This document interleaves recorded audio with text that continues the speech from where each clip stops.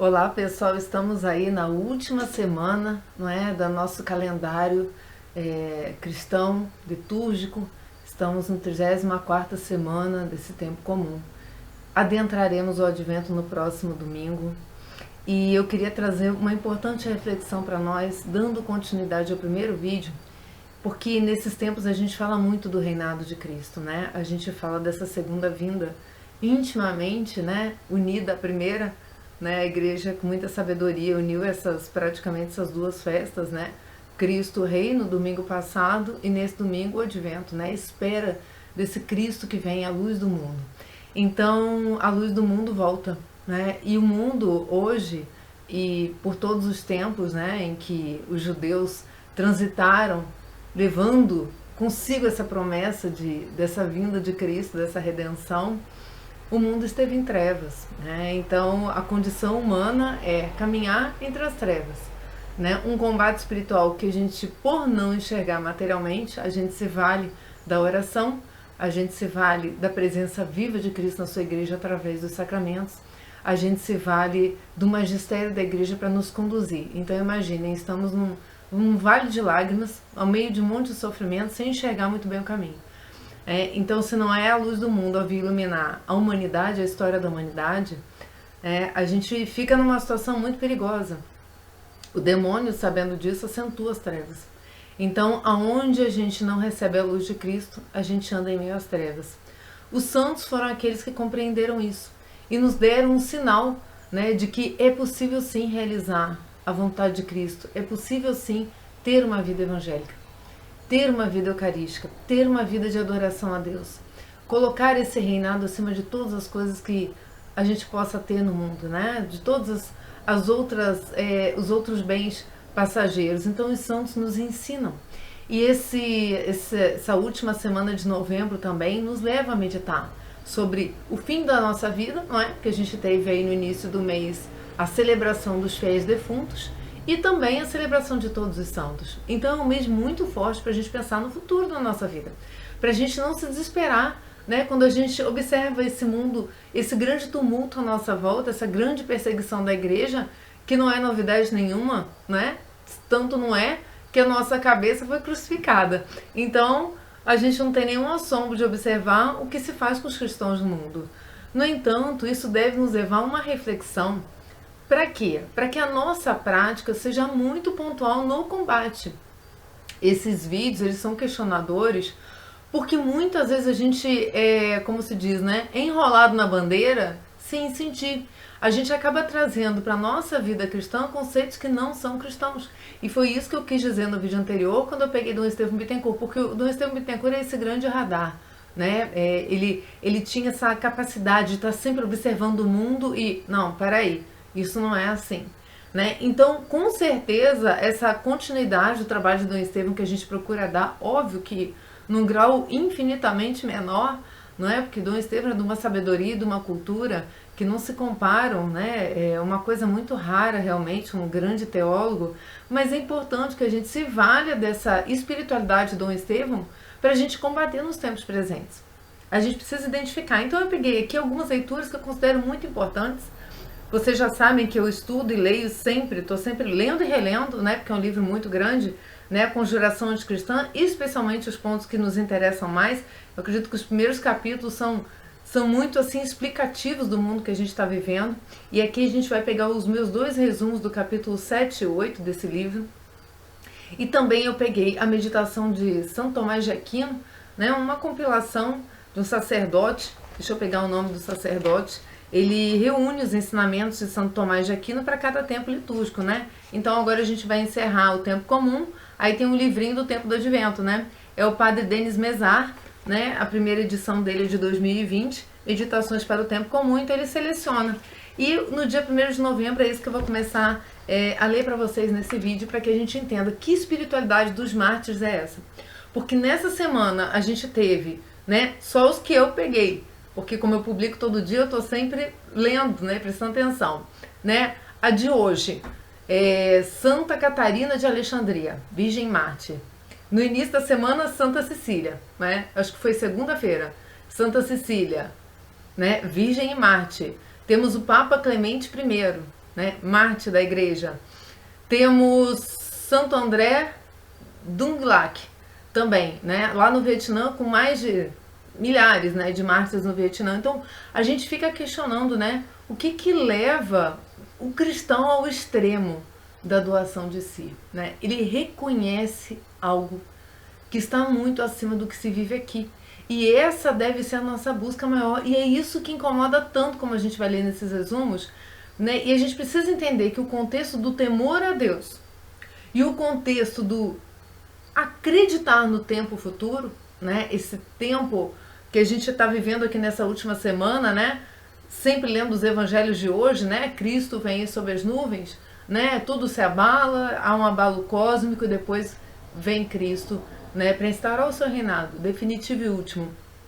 Tudo isso tem um grande sentido na vida desses santos e a gente tem que buscar esses exemplos. Por isso, eu peço a ajuda do Espírito Santo, porque não são coisas difíceis de se compreender, mas na maioria das vezes são coisas difíceis de assimilar na prática. Então muitas vezes eu acho bonito, eu tenho os pensamentos, eu tenho as meditações, mas na prática será que eu sou capaz? Então a gente precisa pedir ajuda ao Espírito Santo, que ele inspire os nossos corações em direção a isso, porque todos os padres que eu conheço, todos os padres que eu ouço diariamente nas homilias, todos estão nos levando a meditar sobre o martírio. Todos estão nos levando a meditar sobre a perseguição que se inicia. Então vamos lá, vamos começar passo a passo para poder entender nesse vídeo essa questão da coragem, né? Do destemor frente a esse reinado que nos aguarda. Vamos lá, em nome do Pai, do Filho e do Espírito Santo, amém. Vinde, Espírito Santo, enchei os corações dos vossos fiéis e acendei neles o fogo do vosso amor. Enviai, Senhor, o vosso Santo Espírito e tudo será criado, e renovareis a face da terra.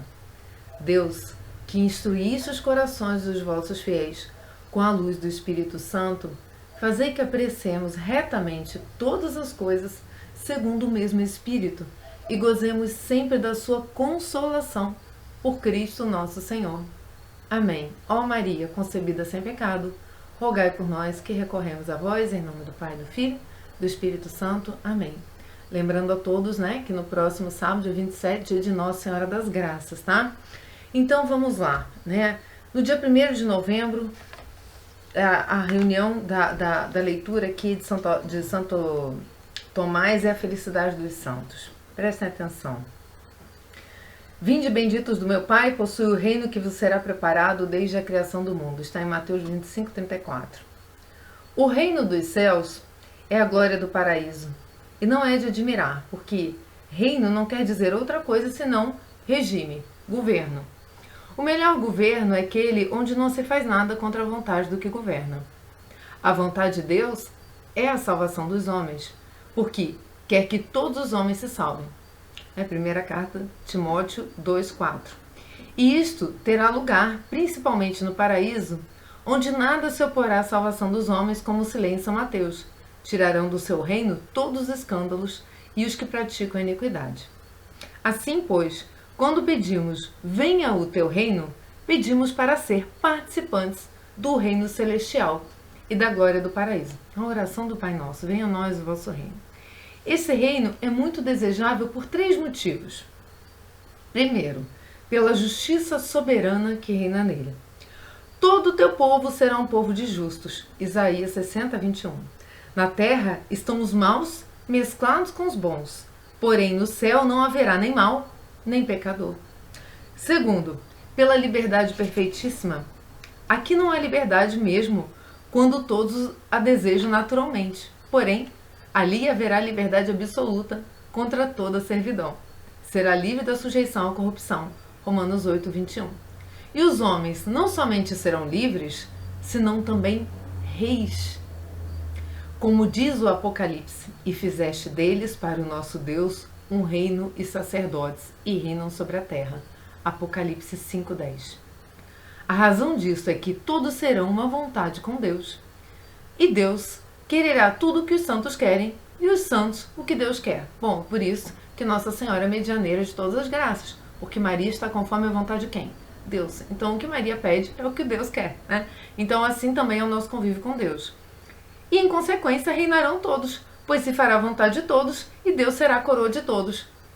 Reparem, né? Só um detalhe que não quero perder para comentar, né? A questão da república e a questão da monarquia.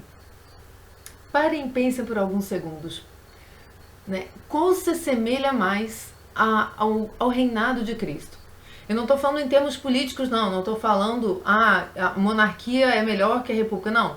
Hoje a igreja diz que, por tudo que se passou, desde a Revolução Francesa até aqui, né, a democracia é algo que pretende equilibrar forças, né, porque o povo tem poder, né, e se o povo for cristão, o poder é cristão.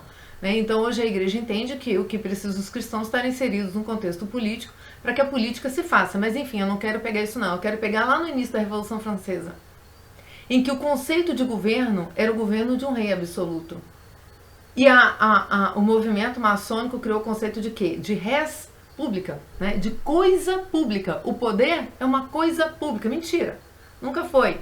Né? Mas eles quiseram dizer ao povo que, destruindo a monarquia, que tinha que ter a unção, né, do pontífice, né, que assim foi se desenvolvendo a religião nos tempos medievais, né, no tempo mais cristão da história. Então, o que aconteceu de 500 a 1500? Né, o que aconteceu? A destruição disso, por identificarem a igreja presente no governo. Não é o que a igreja hoje gosta, até porque, qual foi o resultado disso? Foi o governo massacrando a igreja. Então, quando a igreja está separada do governo, é muito melhor para a igreja porque ela tem liberdade de ser quem é, sem qualquer influência de algum governante. No entanto, o conceito da época era de que um governante governa com espírito cristão. E qual é o conceito que temos que ter hoje? Que um governante deve governar com espírito cristão, que todas as vezes que não são cristãos, os cristãos não têm obrigação, aliás, não devem obedecer, porque está aqui. Nós temos um bem a procurar que não se encontra aqui, né? É aquela parábola também daquela pessoa que descobre um tesouro num campo, vende tudo que tem para comprar o campo. A gente abre mão de tudo que tem aqui para comprar o quê? O nosso lugar lá. Então, o Dom Ângelo Comassi tem uma citação que eu gosto muito dele, né? Ele estava fazendo uma reflexão um dia no texto do Vaticano e ele disse: esse é o momento que a gente tem para comprar o nosso passaporte para entrar no paraíso. Comprar a nossa passagem para entrar no paraíso. Né? Isso tudo, óbvio que muito, né, metaforicamente, é porque, na verdade, a gente aqui é pedra viva da igreja, a gente tem que andar nesse caminho. Nós somos a igreja, o cristão é a igreja, mas a gente vai chegar lá. Mas por que eu quis dar esse parênteses? Porque vejam bem o que a Revolução Francesa veio, ela já estava identificando. Porque o espírito é satânico atrás. O espírito é luciferiano, não é? E, na verdade, é uma seita satânica. Então, eles conhecem bem o caminho que o demônio quer fazer na história. E é por isso que é tão bem desenvolvido. E é por isso que se reflete mundialmente. Porque o demônio também tem a pedagogia do mal. Assim como Deus tem a pedagogia do céu, o demônio tem a pedagogia do inferno.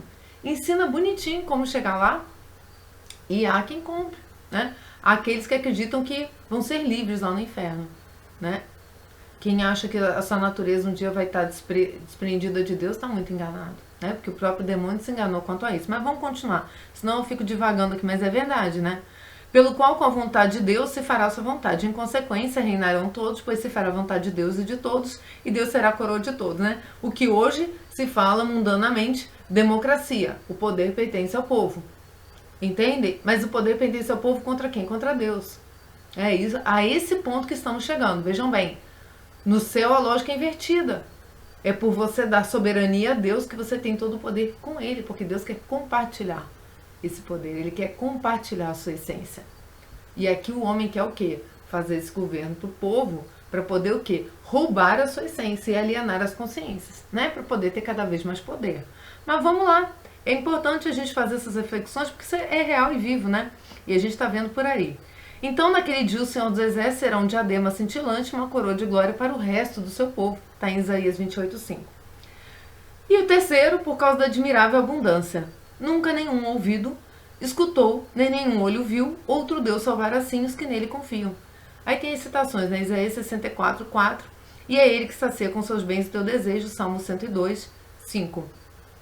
E adverte que em Deus somente o homem encontrará todas as coisas mais excelentes e perfeitamente que tudo que se busca no mundo. Se buscas deleite, o encontrarás o sumo em Deus. Aqui tem deleite, mas o maior deleite está em Deus. Aqui você não está gozando ainda, né? Aí você fala assim, vou trocar o certo pelo duvidoso. Então você não tem fé. Você está duvidando de Deus e do que há nele, né? Então, se buscas deleite, se buscas prazer, encontrarás em Deus. Hei de ver-vos de novo e o vosso coração se alegrará. Está em João, né? 16, 22, né? No Evangelho, Jesus falou. O profeta Isaías diz, uma alegria eterna coroará a sua cabeça. Isaías 35, 10. Se buscas duração, ali está a eternidade, né? Se você está com medo de envelhecer, se você está com medo de morrer, vive cuidando da sua saúde, vive preocupado com suas coisas, aí, seus bens, suas coisas, ali está a eternidade, do todo o bem-estar que você pode ter, de toda a saúde que você pode querer. Os justos, pelo contrário, viverão para sempre, sabedoria 5,16. Se riquezas, ali encontrarás tudo o que podem procurar as riquezas, e assim das demais coisas. Ali estão bens que as riquezas humanas não podem comprar. Eu nunca vi ninguém negociando em túmulos, né? Se o dinheiro é algo material, ele morre com a matéria. Aliás, muitas vezes deixa até muita briga para trás, né, do morto. Santo Agostinho acrescenta, tudo que pode desejar santamente tua alma, tudo está ali. Deus. Deus, tá? E o demônio sabe que o cristão só se desvia quando ele para de acreditar que todo bem está em Deus. E aí eu já quero começar com a palavra do Papa Pio IX, né, que caracterizou a Revolução Francesa, a Revolução, né, de 1789, caracterizou em uma palavra na encíclica de 8 de dezembro, estamos às portas aí da festa de Nossa Senhora da Imaculada Conceição, né, aquele título mais poderoso contra o demônio, né, que a gente sabe que os exorcistas vivem falando isso, tá aqui. Na encíclica de 8 de dezembro, ele falou, 1849, a revolução é inspirada pelo próprio Satã. Seu objetivo é destruir dos fundamentos a cúpula, o edifício do cristianismo, e reconstruir sobre suas ruínas a ordem social do paganismo. Paganismo inclua-se culto à natureza, não é? Culto de bruxarias. Muitas vezes está envolvida pessoas que podem estar assistindo inocentemente se envolvendo em tatuagens, piercings, né? Essas bruxas gostavam de fazer essas coisas, esses desenhos, usar esses metais, essas coisas. Essa cultura ela vai se inserindo o quê? Vai se inserindo gradualmente. Isso vai sendo passado pelos artistas que você admira, né? Vai sendo passado por um jogo de mídia para te levar ao quê? A um culto do paganismo, tá? E aí, um outro trechinho que eu quero pegar só nesse início, né? Eu tô aqui no capítulo 5º, tá? Eu disse que vou pegar o 7º e 8º, mas eu queria pegar só essas duas citações em que Monsenhor de Lasso, eu tô na Conjuração Anticristã, tá? Vocês já ouvem bastante aqui no canal falar, porque é um livro de estudo mesmo para nós, tá? Os discípulos de Jean-Jacques Rousseau, os convencionais de 1792, ou seja, 3 anos após a Revolução Francesa, né? 3 anos após, deram como fundamento do novo edifício o princípio segundo o qual o homem é bom por natureza. Esse é o naturalismo, entendem? O homem é bom por natureza. Não é Deus quem criou tudo bom. Não, o homem já nasce bom. O homem é bom sem Deus, né? Então, em cima levantaram a trilogia maçônica Liberdade, Igualdade, Fraternidade, que é, né, a trilogia da Revolução Francesa, né? É o que eles usaram para conquistar o quê? O clamor público. Ah, vocês são livres desse governo monárquico, né? Vocês não devem estar abaixo de nenhum tirano, né? Vocês são todos iguais, mentira, né? E vocês são todos irmãos, ou seja, se eu sou um maçom, né? Sei lá, de uma camada social mais abaixo, mas eu tenho como um amigo um rei dentro da maçonaria, eu e ele somos irmãos. Então, isso foi uma forma dos maçons também se igualarem a quem? Os reis que não eram comuns, que eram ungidos, que exerciam o poder através do quê? De Deus. Né? Eu não digo que isso seja no nível da perfeição, não, porque, né, se não tivéssemos padres que também às vezes não andam conforme, porque não teríamos reis e príncipes assim. Tivemos, mas tivemos também muitos santos reis, muitos santos príncipes. É só estudar a história da igreja. Liberdade para todos e para tudo, visto que no homem só há bons instintos, ou seja, pode fazer o que você quiser. Você vai fazer tudo bom, porque o homem é bom. Né? Igualdade, porque igualmente bons os homens têm direitos iguais em tudo, olha aí. Olha a casca de banana, né? Igualdade é para quê? Para que eu tenha poder igual o rei e o príncipe, né? E fraternidade, a ruptura de todas as barreiras entre indivíduos, famílias, nações, para deixar o gênero humano se abraçar numa república universal. Pronto. Então a gente entra no germen do globalismo, né? No germen da unificação das consciências. Não existe uma religião que dite toda a verdade. Bom, isso a gente já está careca de ouvir e eu não vou me demorar nisso porque eu quero pegar umas outras leituras que eu acho muito, muito importantes para nós. Quando aconteceu essa revolução, eles perceberam, né, que não adiantava caçar os padres.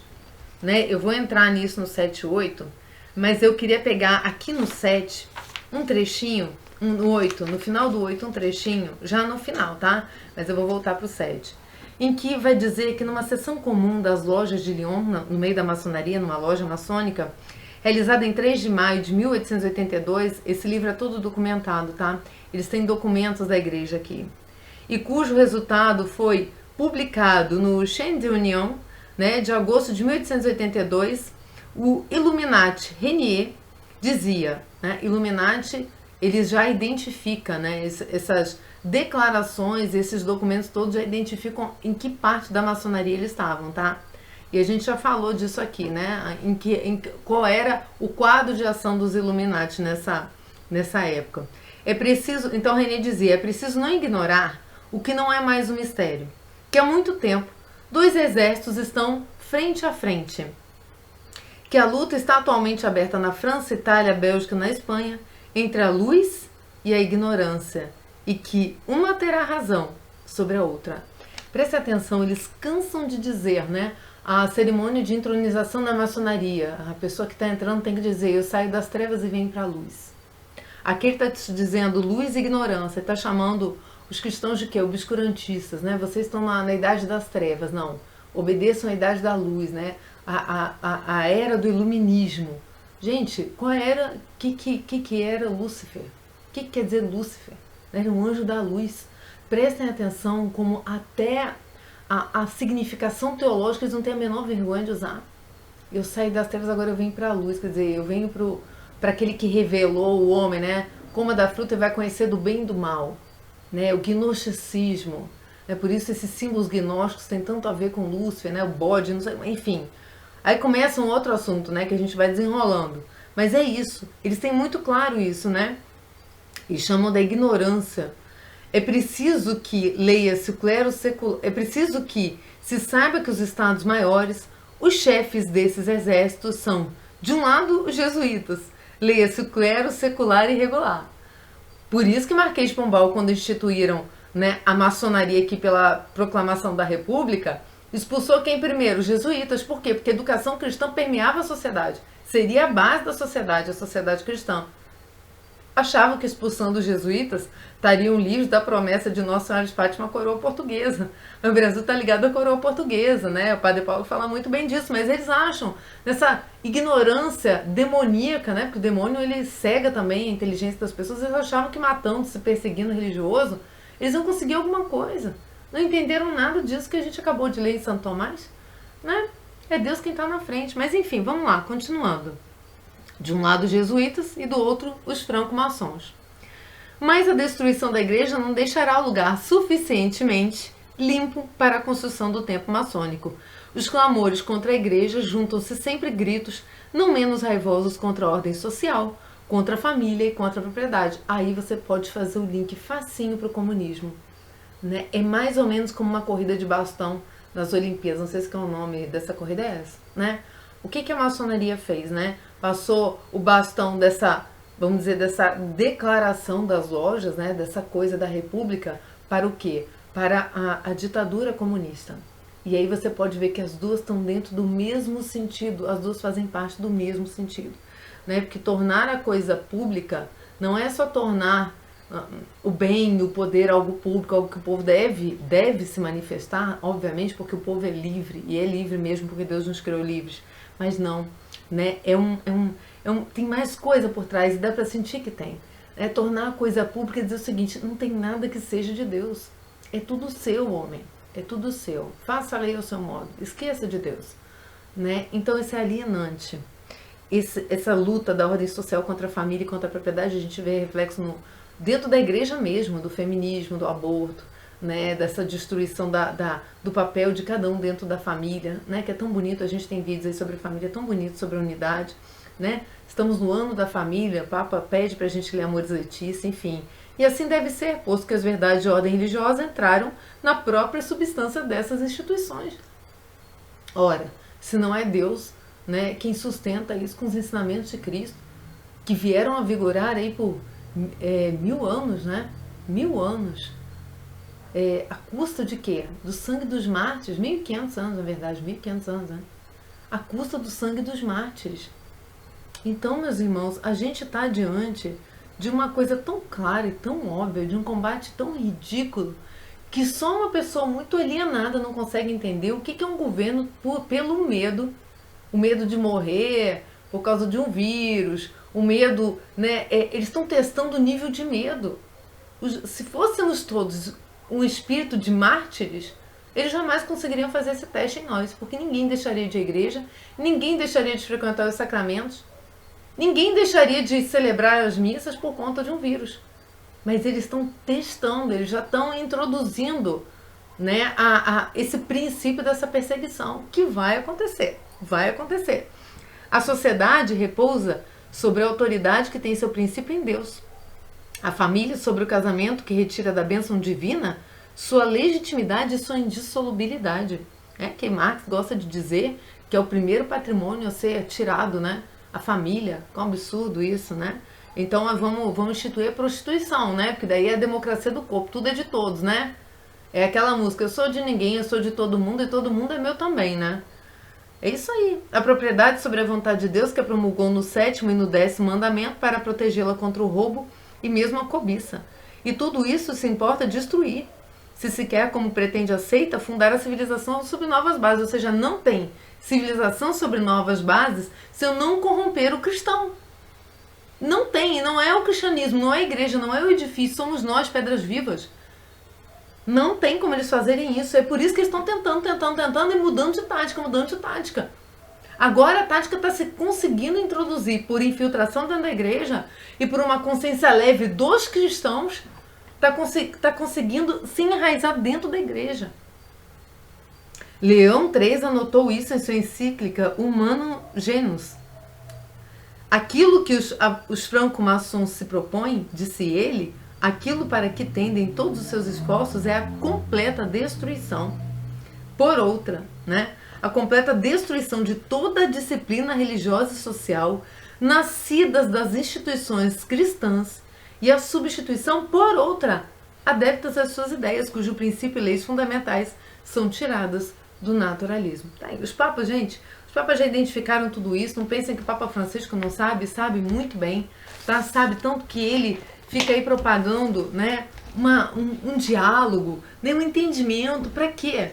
Para garantir a liberdade da nossa religião. Quando ele está garantindo a liberdade das religiões, quando ele está buscando garantir um diálogo, quando ele está buscando uma aproximação, quando ele está tentando enculturar um pensamento naturalista, né, mostrando lá a Pachamama, quem é a mãe, né, quem é a mãe da humanidade, que é Maria, né, leva lá para dentro do Vaticano, aí o povo grita, aí o povo faz escarcéu. Gente, onde se quebra uns ídolos se não dentro da igreja? Se não enculturando? É dentro da igreja mesmo que tem que levar. Os papas já entenderam isso. Então, no meu resumo, né, eu queria... Aliás, antes de pegar o meu resumo, eu queria que vocês tivessem também essa noção de igreja. Porque muitos que às vezes ouvem aqui são pessoas que têm até alguma curiosidade, até alguma simpatia pela igreja, mas por não compreenderem o que exatamente é a igreja, que não é um conceito de dominação religiosa, que é um conceito de lavagem cerebral, os cristãos obscurantistas, negacionistas, etc. Né? A igreja, ela é um sacramento, tá? A igreja, ela é instituída pelo próprio Cristo. Eu já falei isso em vários vídeos aqui, e é por isso que a gente deve toda a obediência ao Santo Padre, Sumo Pontífice, o Papa, porque ele é o vigário de Cristo, e quem instituiu é Cristo. Então, realmente, o poder é do Papa e de ninguém mais, tá? É um poder soberano, porque nesse ponto a igreja, sim, a monarquia, né? Então, retomando aquele conceito, vamos ver que vai ligando os pontos, né? Esse reino nos céus já está instaurado aqui na terra, diz o catecismo, a gente vai ler. Na revista 377 que a gente pegou no vídeo passado, Dom Estevão, em 1993, ele está agora falando do tema, mais precisamente, antes a gente está falando das novas seitas religiosas, né? E aqui ele já está tratando do tema em si, privatização da fé, que foi o tema do vídeo anterior. Mas ele dá uma explicação muito bonita, que primeiro ele fala da aliança, né? Que Jesus, o cristão não é simplesmente alguém que crê em Deus, um cristão crê em Deus tal como Jesus o revelou.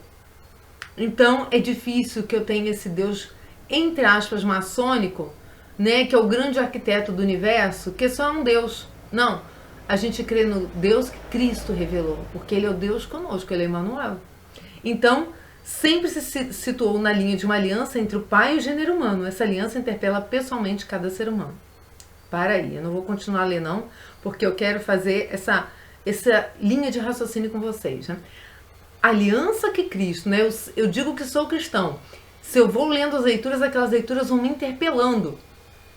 Elas vão questionando o meu modo de viver. E graças a Deus a gente está numa era muito abençoada, né? Em que o YouTube ajuda essas homilias a se propagarem. E só eu ouço Padre Ovelan, Frei Gilson, Padre Paulo Ricardo, Padre Mário Sartori e de quebra a aula, né? Porque a meditação do Evangelho do Felipe Aquino é aula, Felipe Aquino.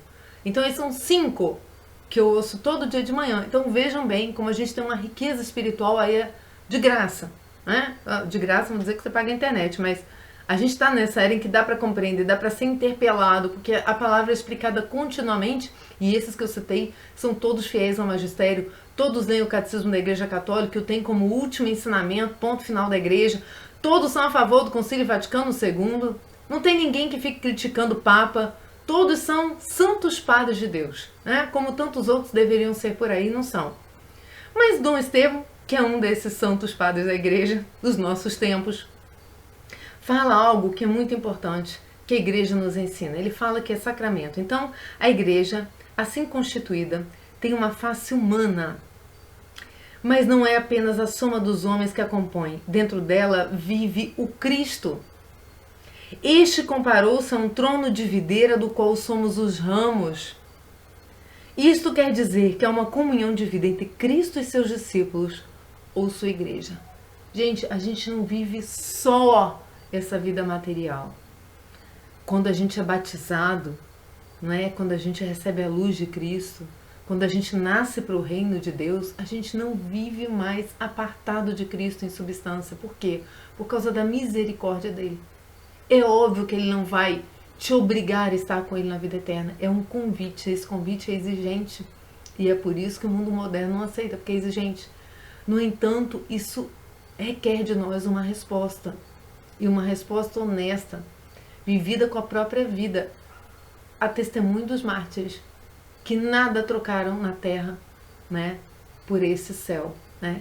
Quer dizer, trocaram tudo pelo céu. Digo, nada se pegaram na terra por em troca desse céu, né? Preferiram muito mais estar com Deus. Então, dentro dela, dentro dessa face humana, dentro da igreja, vive Cristo, vivo, corpo, sangue, alma e divindade. Hoje, quinta-feira, dia de adoração. Né? O costume da adoração, esse encontro com Cristo vivo ali no sacrário, né? Tabernáculo, no lugar onde tem na sua igreja para você adorar, é o lugar desse encontro, é o lugar dessa realidade, é o lugar de você olhar aquela santa hóstia e dizer, ali, sob a aparência de pão, está Cristo. Se eu tenho dificuldade de acreditar nisso, eu vou ter dificuldade de acreditar no céu com certeza absoluta. Porque se eu não acredito naquilo que eu estou vendo ali na minha frente, se eu não sinto o poder de Deus ali, aonde que eu vou sentir mais? Por isso eu quero chamar dos sacramentos. Mas vamos lá, dentro dela, dentro da igreja vive Cristo, não só fisicamente, porque ele está no sacrário de cada igreja, né? Mas no espírito, sacramentalmente, sinal, né? Este comparou-se a um tronco da videira, no qual somos os ramos. Isso quer dizer que é uma comunhão de vida, e por meio do sinal humano da igreja, ó, sinal, né? Sacramento, sinal, o Cristo exerce a sua ação santificadora em favor dos homens. A igreja é impossível de ser destruída. Cristo assim prometeu que estaria conosco até o fim dos tempos. É impossível destruir a igreja, pode ficar tranquilo, não vai destruir, né? Agora, vai arrebanhar muitos para o inferno. Muitos vão apostatar a fé, diz o catecismo.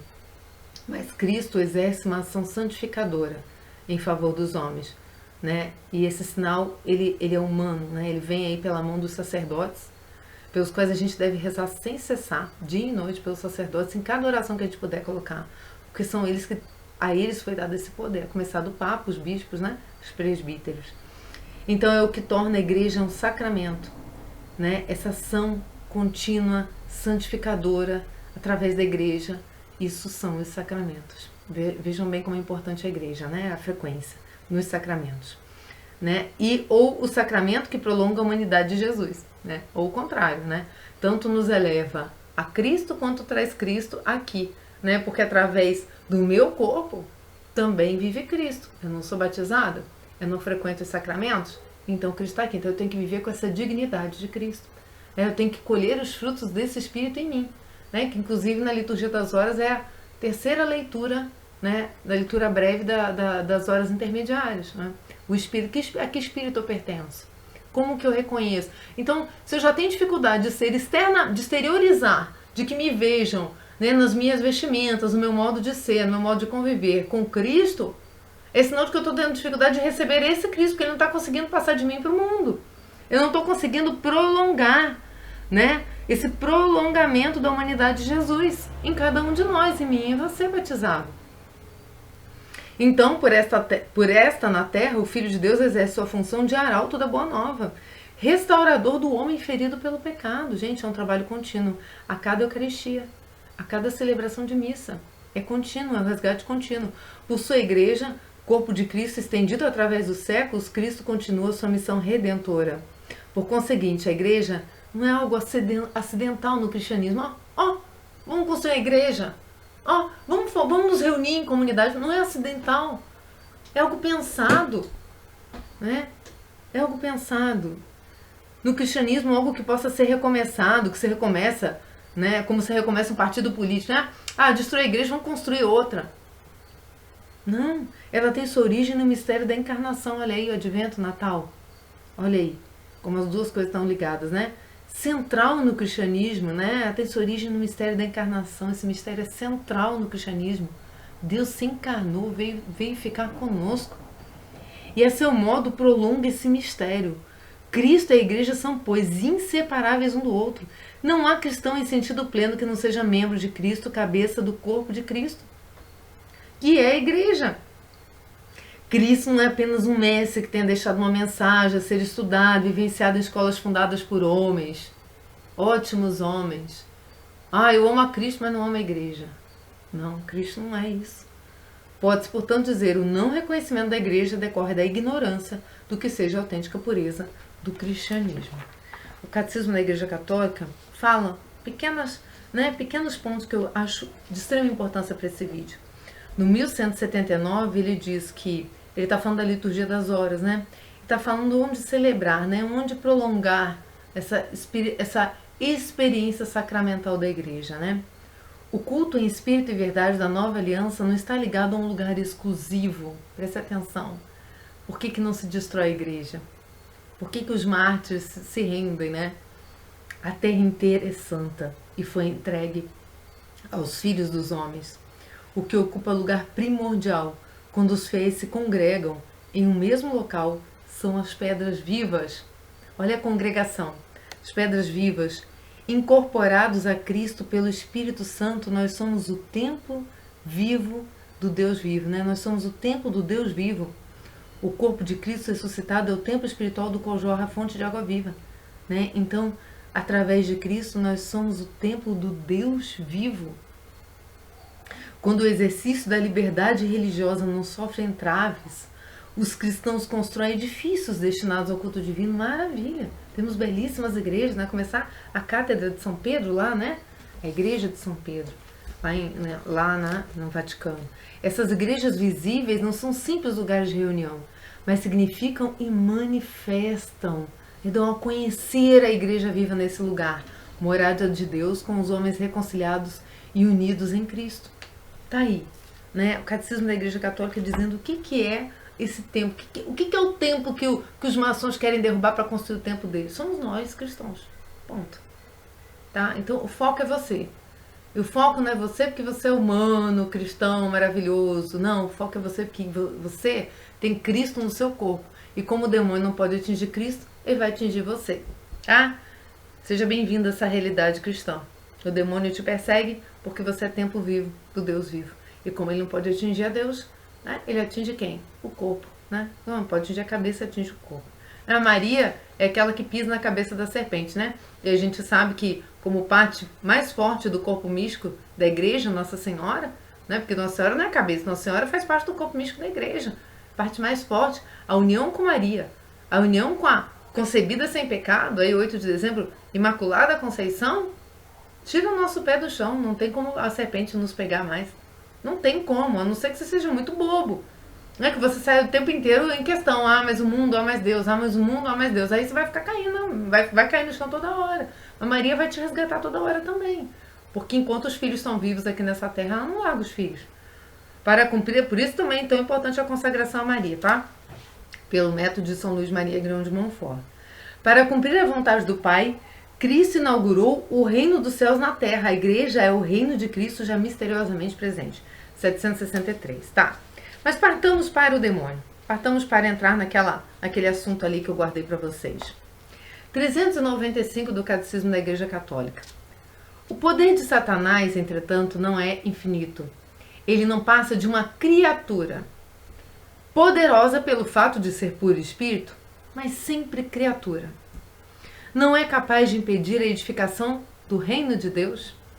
Embora Satanás atue no mundo por ódio contra Deus e seu reino em Jesus Cristo, embora sua ação cause graves danos de natureza espiritual, indiretamente até física, né? Porque muitas questões de natureza psiquiátrica, psicológica estão ligadas também a essa influência satânica, né? Essa frequência em cultos satânicos e coisas que não são cristãs católicas, né? Então, existe também um problema físico, mental, muitas vezes, até físico mesmo, sentido na carne. Os padres exorcistas não cansam de falar isso. Mas, para cada homem e para a sociedade, esta ação é permitida pela divina providência, que com vigor e doçura dirige a história do homem e do mundo. Vigor e doçura. Deus está ali acompanhando os seus filhos. A permissão demoníaca a permissão divina da atividade diabólica é um grande mistério. Mas sabemos que tudo contribui para o bem daqueles que amam a Deus.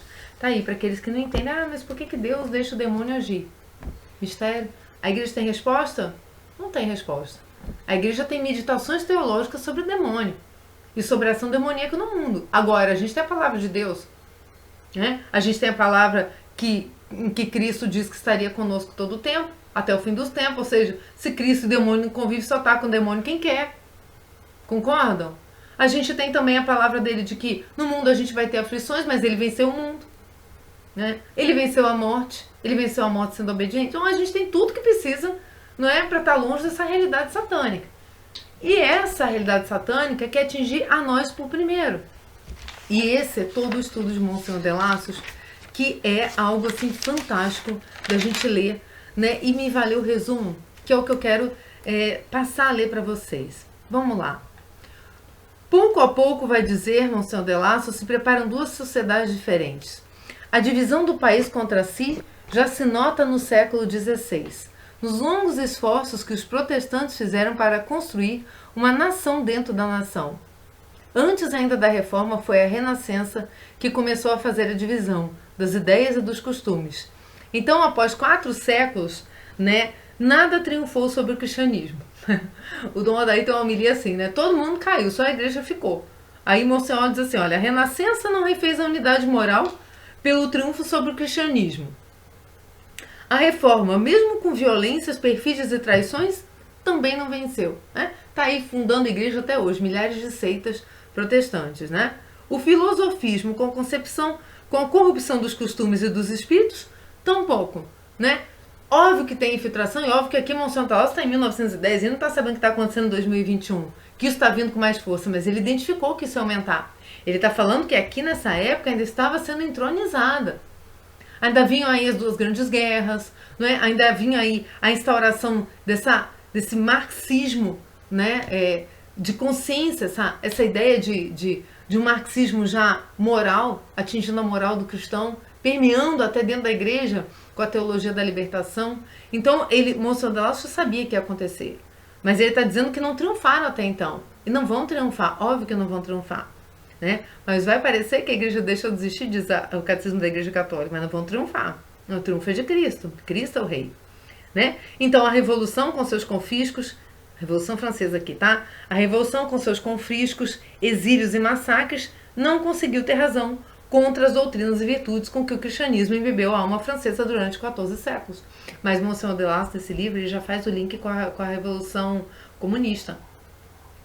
Ele já está pegando essa área dos estudantes, desses revolucionáriozinhos que são contra a família, a propriedade, etc. Ele já está fazendo o link da linha demoníaca, né? Que está permeando a história. A pedagogia que está se embrenhando nas consciências. Óbvio que o demônio está aqui, ele não é o príncipe desse mundo, ele não é o pai da mentira, ele é homicida desde o princípio. Então ele está aqui, gente. Napoleão entendeu isso e achou melhor que assim continuasse, mas não ajudou a restaurar plenamente a civilização cristã. Ele reconheceu que a igreja se mantém de pé, mas ele não ajudou, não. O conflito passou para o campo da educação, né? Por quê? Porque ele mesmo instituiu as regras para a educação, afastando os religiosos, né? Proibindo, cobrando altas taxas para que não existissem, para que não pudessem fazer o seu trabalho, né? Tomando conta das instituições para o Estado. Então se instituiu o quê? Uma monarquia maçônica. Entendem? Que é a monarquia que veio para o Brasil. Por quê? Porque se eu não conseguir derrotar a monarquia, ótimo, então vamos tornar a monarquia maçônica. Então isso foi entrando na universidade, né, fundada por Napoleão, se contrapôs à educação cristã que se manteve nas famílias, na igreja, no ensino livre. Família, igreja, ensino livre. As três coisas que se querem destruir. Tá claro? A igreja continua a dizer que a verdadeira civilização é aquela que dá resposta à verdadeira condição do homem, aos destinos que seu Criador lhe traçou e àqueles que seu Redentor tornou possíveis. E que, consequentemente, a sociedade deve ser constituída e governada de tal modo que favoreça os esforços dirigidos para a santidade. Ora, não é essa a felicidade do homem? A santidade? Uma vida em que eu olho o outro como um irmão em Cristo? A revolução também se mantém presente, dizendo que o homem tem apenas um fim terreno, que a inteligência que lhe foi dada pode satisfazer seus apetites, e que, por conseguinte, a sociedade deve ser organizada de tal maneira que consiga oferecer a todos a maior soma possível de satisfações mundanas e carnais, tudo para te alienar. Tudo para te alienar. Porque você, assim, não consegue buscar os sacramentos. Nessa situação de carne e mundo, não tem como. A oração é a primeira coisa que se deixa de lado. Por isso Santo Afonso diz no livro A Oração: quem reza se salva, quem não reza se condena. Porque o pecado, se eu não abandono a oração, mesmo estando em pecado, mas se eu não abandono a oração, né, através das mãos de Jesus, de Maria, você é conduzido de volta à igreja. Você é reconduzido sem dúvida, mais dia menos dia. Agora, se eu abandono a oração, eu vou de abismo em abismo, como diz o padre Paulo Ricardo, né? Vou de abismo em abismo.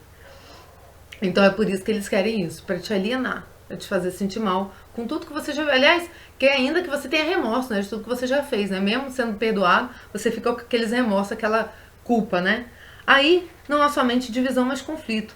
Conflito patente após a Renascença, conflito surdo desde as origens do cristianismo, porque a partir do dia em que a igreja se esforçou em estabelecer e propagar a verdadeira civilização, ela encontrou diante de si os maus instintos da natureza humana para lhe resistir.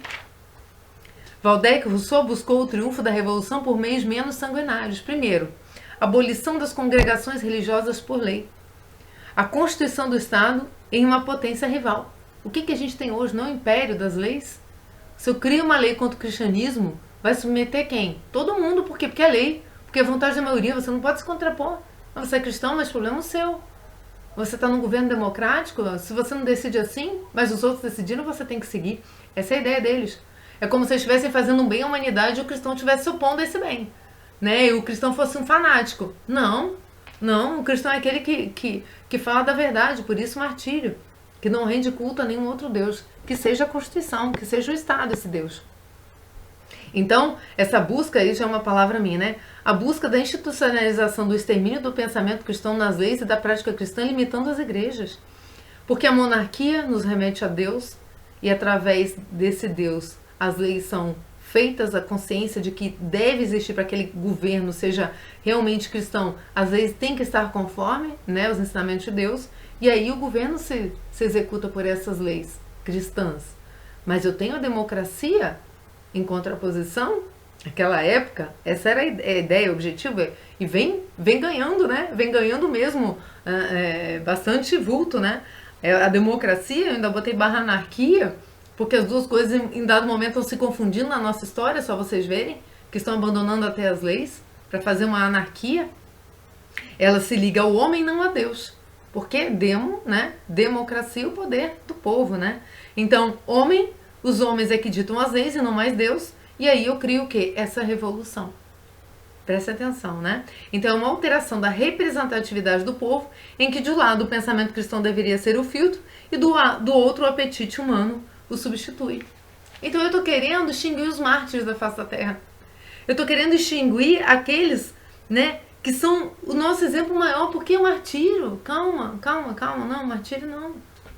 Não seja radical, né? Dá razão também para o outro. Nenhuma religião é tão má assim. Os homens têm boa fé. Não haveria ascensão de pensamentos anticristãos no governo que era legitimado por eles. E neste governo não cabia voz de comando por leis. Voz de comando por leis, a classe que detinha o poder econômico e que perseguiu o poder político, cujo único interesse é o controle das massas, sob o subterfúgio de as libertar de uma opressão religiosa. Você sai da opressão religiosa, que é a tua verdadeira liberdade, que te tira da escravidão, e tu cai numa opressão que estatal. A ideia foi partir para a legislação eficaz. Vamos fazer uma legislação eficaz. Longamente estudada nas lojas maçônicas, foi votada e promulgada sem obstáculo resoluções, decretos, medidas contra a vida monástica, congregações religiosas e ensino religioso. Se não foi isso que aconteceu exatamente aqui no Brasil, quando o Marquês de Pombal expulsou os jesuítas. Era a chamada lei das associações. Suponhamos que todas as congregações desapareçam. Seria ingênuo querer que a ideia cristã desapareceriam com elas, crer que a ideia desapareceria com elas.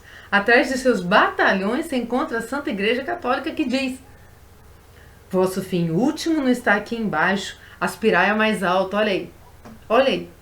Esse substrato de influências que não deixou de agir há mais de 18 séculos, agora 20, né, no tempo atual, é a igreja que seria preciso destruir para matar a ideia. Aí eu venho aqui em Clemenceau, né, que em 12 de julho de 1909 a gente estuda um resumo do capítulo 7º da Conjuração Anticristã. E essas ideias que eu coloquei aqui, essas suposições, é feita por declarações e cartas, né, feita por maçons, né, recolhidas. Esse raciocínio maçom foi muito bem exposto pela igreja na época, né, com a apreensão dos documentos. Então, Clemenceau falou: nada será feito nesse país enquanto não se tiver mudado o estado de espírito que nele introduziu a autoridade católica. Por isso que o católico é pedra viva. Veja bem, gente. No século XV, os monges foram perseguidos pelos humanistas por guardar o ideal cristão da renúncia. Os humanistas levam o individualismo até o egoísmo. Por seu voto de obediência e permanência, os monges combatiam o egoísmo e o suprimiam. Os humanistas exaltavam o orgulho de espírito, os monges exaltavam a humildade e a abjeção voluntárias. Os humanistas glorificavam a riqueza, os monges faziam voto de pobreza. Os humanistas legitimavam o prazer sensual, os monges mortificavam a carne pela penitência e pela castidade. Quanto mais rigorosa era uma observância religiosa, mais ela excitava as cóleras do humanismo. E essas reformas do Carmelo, essas reformas porque passaram, né, muitos aprimorando aquelas regras, né, resgatando as regras na sua essência, isso também foi uma contraposição da igreja, né, trazendo a essência, essas ordens, para o combate, já preparando para o combate. Então, os enciclopedistas replicaram esses sentidos na Revolução.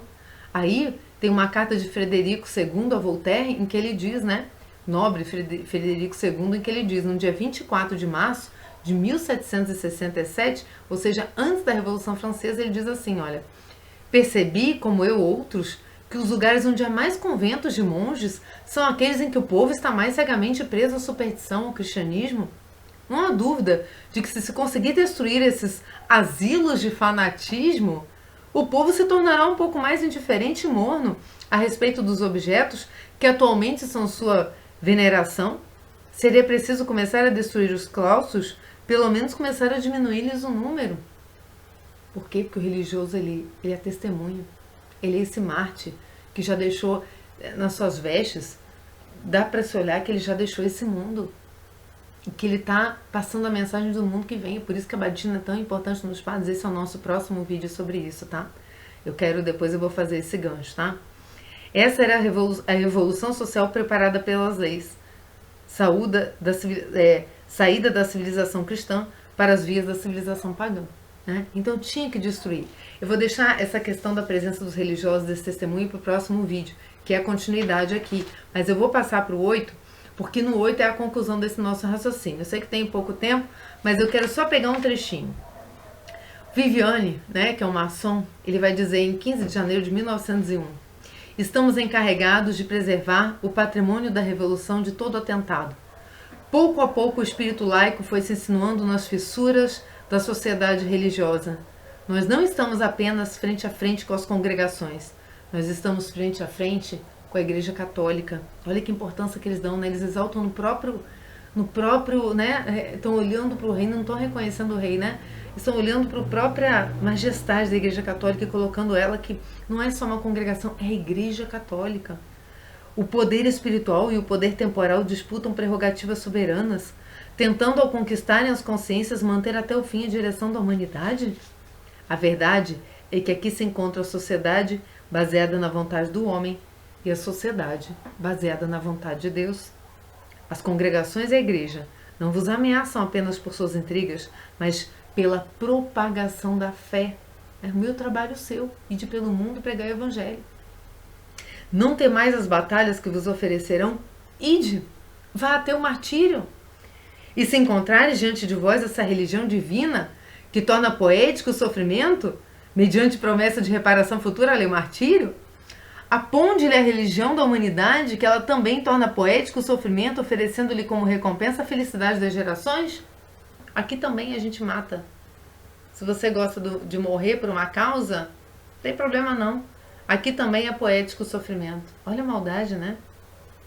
Mas eles sabem, né? Que é através do sofrimento que o cristão dá o seu depoimento último da existência de Deus, né? Ninguém morre por uma mentira. Ninguém morre por uma causa em que não sentiu no fundo do seu peito, pela graça divina mesmo, a presença de Deus, né? E muitos se convertem vendo, tá? Nas palavras de Viviane estão expressos os da seita anticristã, eu vou dizer seita satânica, e a declaração de que ela luta há séculos contra a Igreja Católica. Isso não é de agora, gente, estourou com a Revolução Francesa, mas isso vem lá desde a construção do Templo de Salomão, né? O início da maçonaria, que é bastante obscuro, mas vem lá, né? Do pedreiro Hirã, maçom quer dizer pedreiro, tem vídeos aí que a gente fala sobre isso. Mas é um assunto bem complexo, né? É difícil qualquer pessoa fechar esse assunto numa cadeia lógica, de um raciocínio lógico. Mas a gente sabe que ela começou bem antes, né, dessa revolução. Essa revolução já foi a abertura para esse fim último, né? Dessas revoluções, dessas coisas, como diz o Evangelho de hoje mesmo. Pega o Evangelho de hoje e leia, né? E que no fim Cristo vem, né? Vem entre as nuvens. Como diz o Padre Mário Sartori hoje muito bem, ele pegou uma leitura espiritual dizendo que as nuvens são as dúvidas, né? Que essas estrelas que vão se abalar no céu são essas pessoas dentro da igreja que vão se desviar do caminho, né? São as pessoas que estão no céu, no reino, né? Mas que se desviam desse caminho. Então esse abalo, Jesus depois vem corrigir, não tem problema não. Ele vem aqui e já bateu o martelo final. Mas ele vem, né? Independente que esse povo vai ficar fazendo bagunça aqui na terra, ele vai vir com todo o seu poder e majestade. Aquele que não revelou na primeira vinda, pode esperar. A guerra contra as congregações foi apenas um alistamento. A verdadeira campanha é aquela que põe frente a frente a Igreja Católica e o templo maçônico, a Igreja de Deus e a Igreja de Satã, a religião da humanidade. Satã que é o quê? Vai lá, prova do fruto daquela árvore, né? Vai conhecer o bem e o mal, vai conhecer as coisas como são. Deus está fazendo isso porque Ele não quer que vocês conheçam.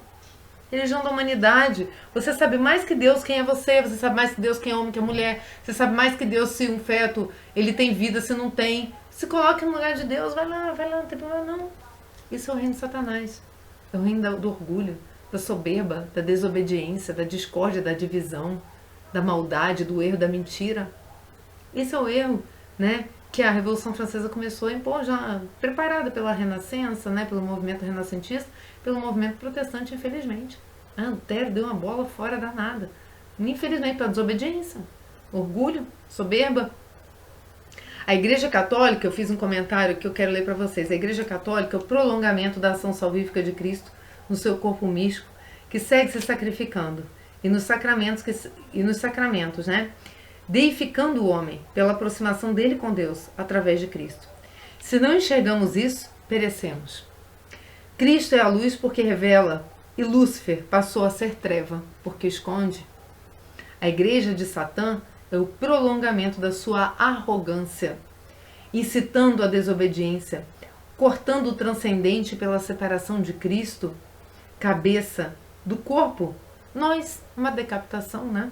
Se eu corto o transcendente, o que acontece comigo? Eu morro. Meu espírito morre, né? Meu espírito só tá porque eu, como li ali no pensamento de São Tomás de Aquino, né? Porque ele é a videira, nós somos os ramos. Corta a cabeça, morre o corpo, né? Corta a raiz da videira, morre os ramos, né? Então é o raciocínio mesmo. Ele só consegue isso fazendo o homem esquecer sua origem, sua dignidade, que ele é a semelhança de Deus. Então eu tenho que esquecer o conceito divino para a humanidade e pegar o conceito humano para a humanidade, que é qualquer um que você queira, já que os homens podem raciocinar de formas diferentes, né? Jacques Piu, aquele que tem uma citação que diz que aquele que os socialistas querem é arrancar as consciências do poder espiritual e conquistar a direção da humanidade. E um membro da esquerda o interrompe e grita: não somente os socialistas que o querem, são todos os republicanos. Tá aí, tá explicado, né? Que essa união é íntima da república com o comunismo. Tá aí. A maçonaria, tá no meu resumo, agora palavras minhas, amadureceu com a falha na execução da Revolução Francesa, em que usou da violência e da guerra aberta à igreja.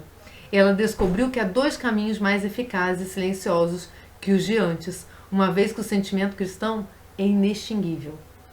Elaborar leis submetendo a igreja ao Estado, diminuindo a força da sua atuação em termos territoriais e infiltrando padres maçons e pensamentos pagãos dentro da própria igreja para fazer cair em descrédito, para acusar de fanatismo atitudes que os infiltrados devem passar, e para minar a moral cristã, mundanizando os costumes dos próprios cristãos por uma propaganda massiva contra a história da igreja. Pronto, gente, tá aí. Uma propaganda contra a história da igreja. Então eu já não sou mais violento assim.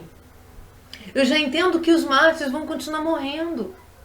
Apesar de eu acreditar ainda que vem um martírio forte, mas eles sabem que o temor a Deus é muito maior que o temor aos homens.